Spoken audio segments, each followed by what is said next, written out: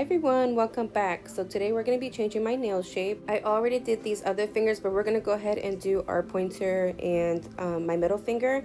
I am going to be using my Triple D nail drill. As you can see, I've already used it because like I said, I just did my other nails.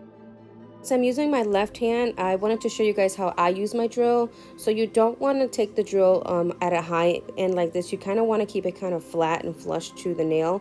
I am going to be moving my right hand because I am right-handed. So I am going to be moving my right hand more than I am more the left. So that means I'm going to keep my nail drill at the forward position. I like to keep it about at an 8. That's just where I'm comfortable at because I'm still learning how to use the drill. So I also wanted to show you the battery life, you guys. I got this when Triple D first came out and I still haven't even charged them. Like, this thing is going strong.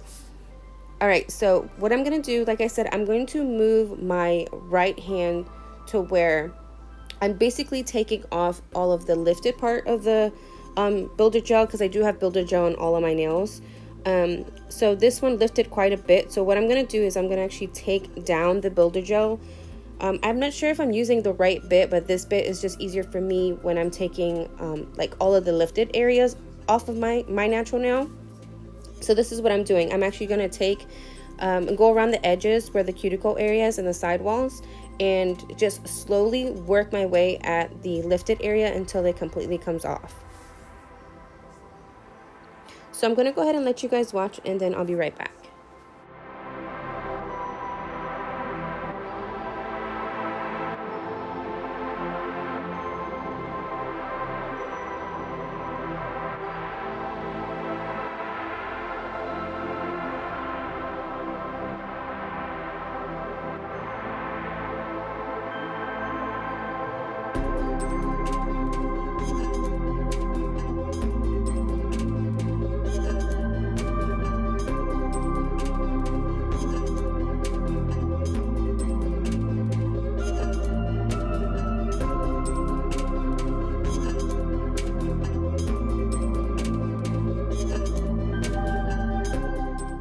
One thing that I wanted to mention to you guys is when you're using a drill, you want the drill to basically do all the work for you.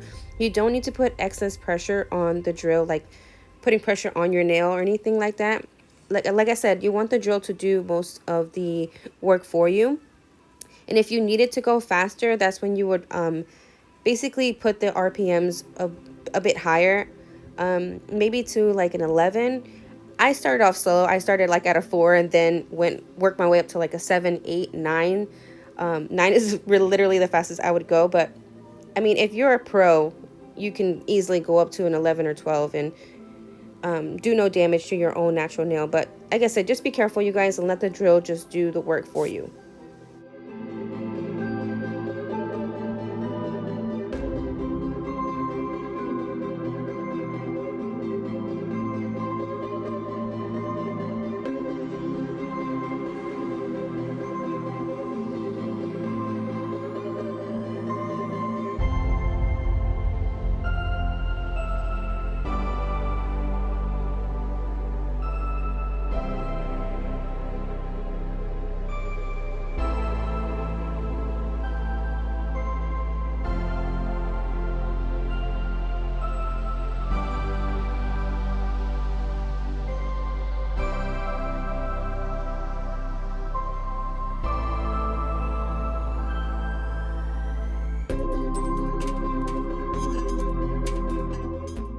Okay, so I'm going to go ahead and put my drill on pause. I'm going to take this hard bristle brush and basically dust off all the excess. I'm going to do the same thing for my middle finger. And then I'm going to take you through the steps on how I basically go from square to almond.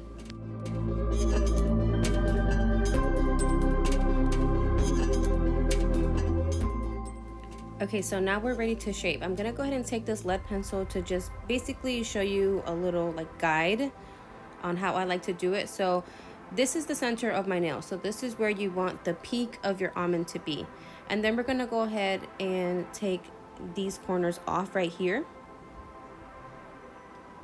So this is how basically where I'm going to be filing. I am going to go right against those lines and go back and forth from left to the right, making sure that the peak of my almond is always centered in the middle of like where that line was.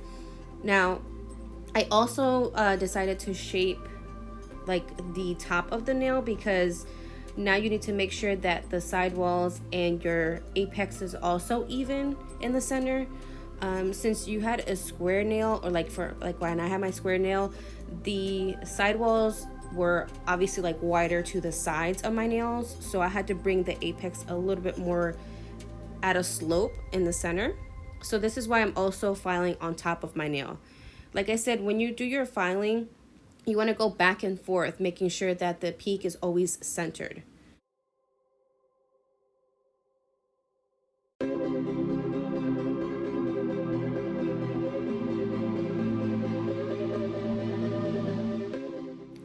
Now, there are different ways of how you can shape your almond. Some of them are like a wide almond, and some of them have like a more peak of a slope. Like if you can tell right here, my middle finger is a bit wider of an almond than it is on my ring finger. So I'm actually going to go ahead and fix that. I want it to be a little bit more like a skinnier angle. So that's why I'm going to go ahead and just speed this up for you guys. Once you get your shape and how you would like it or how you want it, I'm gonna go ahead and then just buff all the roughness that we had. I'm gonna go buff also under the nail, just in case if there's like no jagged fingers, anything like that. Now we're gonna go ahead and move on to the pointer finger. Again, we're gonna go in, right here is our center, and then we're gonna cut off these corners. So again, I'm just gonna go ahead and speed this up for you guys because it's basically the same process, and then I'll be right back.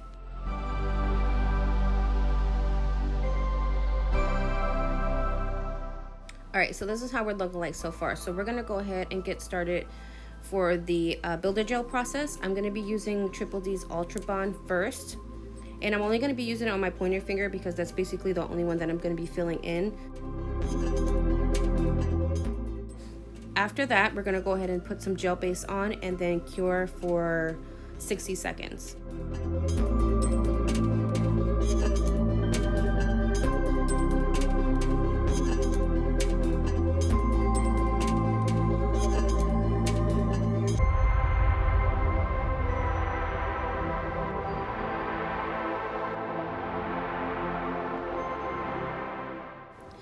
For my builder gel, I will be using the Soul Dip Clear Builder Gel. This is the first time I'm actually using it on this video, and I'm going to be using the Triple D brush. These are the ones that you can like take on the go and stuff. They come in a 3-pack. So I'm only going to do it by small beads, and I wanted to show you guys how full this thing was. It's like filled to the brim, you guys. Like, it's crazy. I can't even believe it was holding that much builder gel. Anyways, so we're gonna go ahead and place the beads on the nail, and I will be doing 2 different beads to like make sure everything is set in place. I do have a builder gel application video, so make sure you guys go ahead and check that out. So I'm gonna go ahead and let you guys watch, and then I will be right back.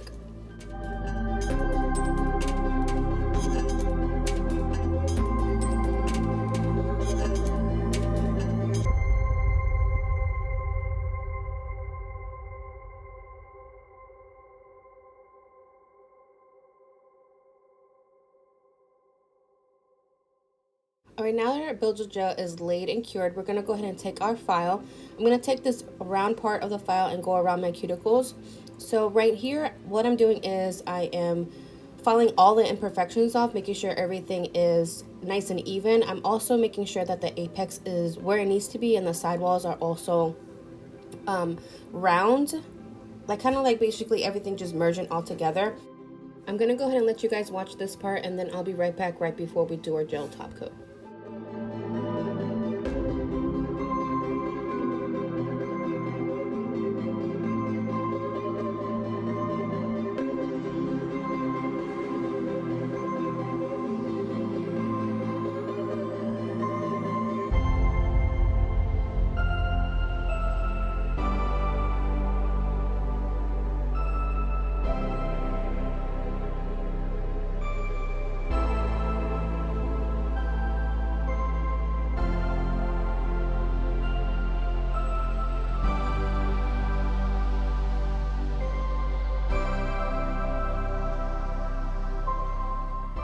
I'm gonna go ahead and dust off the axes, and then take an lint-free wipe with some alcohol on it to cleanse the surface of the nails. We're gonna go ahead and go in with our gel top coat. This is also from Triple D. I'm gonna start with my pointer finger, And we're just gonna go ahead and put a thin layer, making sure that it is smooth, there's no air bubbles, or for me, for whatever reason, there's always a piece of lint in it. So make sure there's no bubbles, no lints, no dust in there. I'm gonna go ahead and flash cure it for about 10 to 15 seconds and then do my middle finger, and then I'm gonna cure for a full 60 seconds.